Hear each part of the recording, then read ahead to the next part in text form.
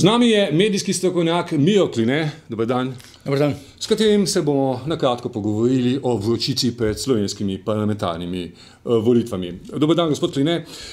Mi lahko, prosim, odgovorite na tole vprašanje.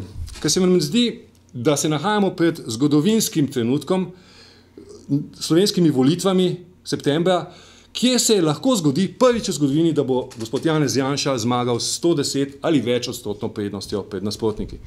Tega žal ne znam potrditi, niti pojasniti, kajti zaenkrat tudi za Janša velja, da je vsega skupaj, koliko je možno zmagati, 100%. Ali se da vprašate, zakaj Borut Pahor sploh kandidira? Mislim, da kandidira zaradi tega, ker na vsak način hoče dokazati, da je pravi mačo. To pomeni, da je tudi pravi politik in pravi voditelj. Na volitvah bodo gotovo imeli veliko težo dogodki, ki so se zgodili pred kratkim v Sloveniji. Kako komentirate recimo tale posnetek? Najbrž bi ga zelo hitro tega mojstra poklical, da ne bom rekel, kako znesel na njem, mu kaj lepega povedal, zahteva od njega, da to čim prej popravi, potem pa ne bom rekel, da bi ga poslal kam. In seveda nikoli več ne bi imel z njim opravka.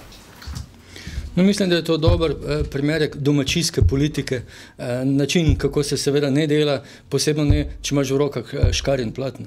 In toliko mikrofonov pred seboj. To pa še toliko bolj. Kaj pa tole? Govor Janeza Janše na kongresu SDS.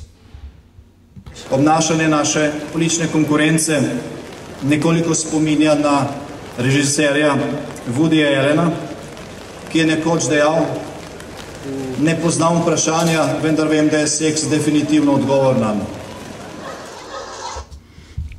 Mislim, da je to zelo lep primerek, kako se gospod Janez Janša poskuša ravno umakniti te domačijskosti in poskuša postati kozmopolit, kajti to sodi k njegovi pretekli funkciji v zadnjih 6 mesecih, ko je vodil Evropsko unijo.